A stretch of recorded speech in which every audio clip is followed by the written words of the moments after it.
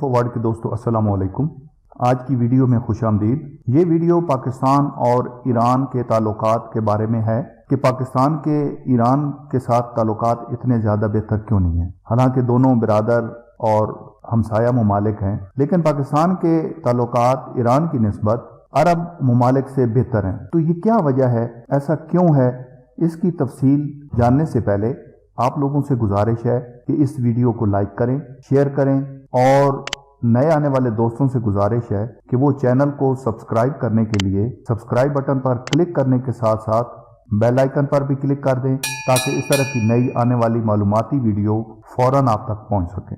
ناظرین کرام، ویڈیو شروع کرنے سے پہلے یہ بات ذہن میں رکھنی چاہیے کہ 1970 تک دونوں ممالک پاکستان اور ایران نسبتاً سیکولر معاشرے تصور کیے جاتے تھے۔ زیادہ تر قارئین کو یہ بھی معلوم نہیں ہوگا کہ ایران پہلا ملک تھا جس نے پاکستان کی آزادی کو تسلیم کیا۔ ایران کا شاہ بھی کسی ایسے ملک سے پہلے حکمران تھا جس نے 1950 میں پاکستان کا دورہ کیا۔ اس موقع کے بعد سے ایران اور پاکستان کے قریبی تعلقات بن گئے اور دونوں ایک دوسرے کے بہترین دوست بن گئے اور ہر معاملے میں ایک دوسرے کی حمایت کی۔ 1965 کی جنگ کے دوران ایران ان ممالک میں سے ایک تھا جنہوں نے پاکستان کے خلاف مالی تعاون بھی کیا۔ اب سوال یہ پیدا ہوتا ہے کہ برسوں کے بعد ایران کے مقابلے میں پاکستان سعودیہ کا اتحادی کیسے بن گیا؟ 1974 میں ذوالفقار علی بھٹو نے لاہور میں بین الاقوامی اسلامی اجلاس کا اہتمام کیا جہاں تمام مسلم ممالک رہنماؤں نے شرکت کی، جس میں سعودی عرب کے شاہ فیصل بھی شامل تھے۔ اس وقت شاہ فیصل نے سب سے اہم مسلمان تصور کیا جاتا تھا اور پاکستان کہ عوام ان کی پرکشش شخصیت سے بہت متاثر تھے۔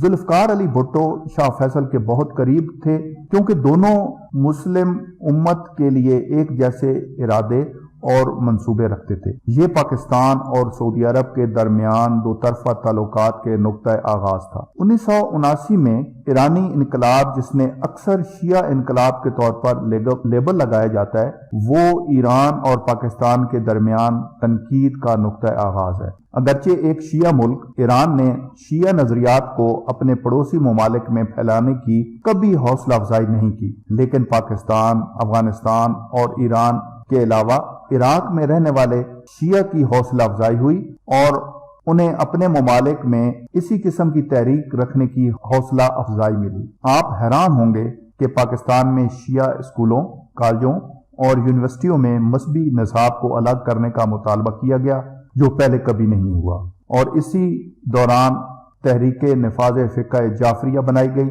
جس کا مقصد پاکستان میں شیعہ فقہ کی حفاظت اور فروغ دینا تھا۔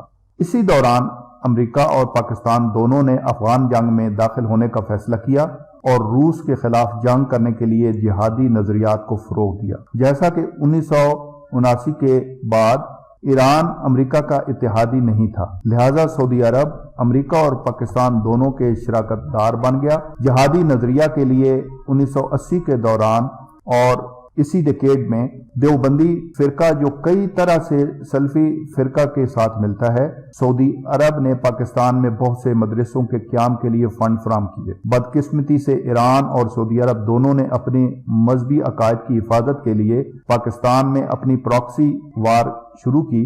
جیسا کہ پاکستان میں 80 سے 85% سنی مسلمان رہتے ہیں، لیکن ان کا لگاؤ سعودی عرب کی طرف ہے۔ 1980 کی دہائی میں عسکریت پسند گروپ سپاہ صحابہ اور سپاہ محمد کی تشکیل ہوئی۔ سپاہ صحابہ نے 1990 میں لاہور میں ایرانی قونصل خانے صادق گنجی، جو کہ کونسلر تھے، ان کو گولی مار دی، جس کو پاکستان کی تاریخ کا بدترین واقعہ سمجھا جاتا ہے۔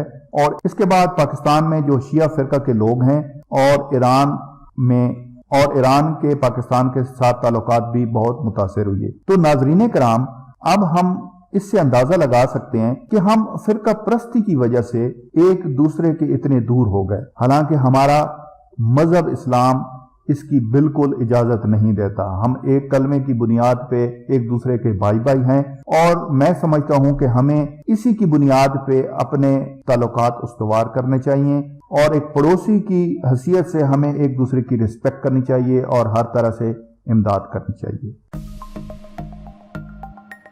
Hi, subscribe to my channel, and also press this bell icon so you never miss any new updates, cause whenever we upload new video you will get notification.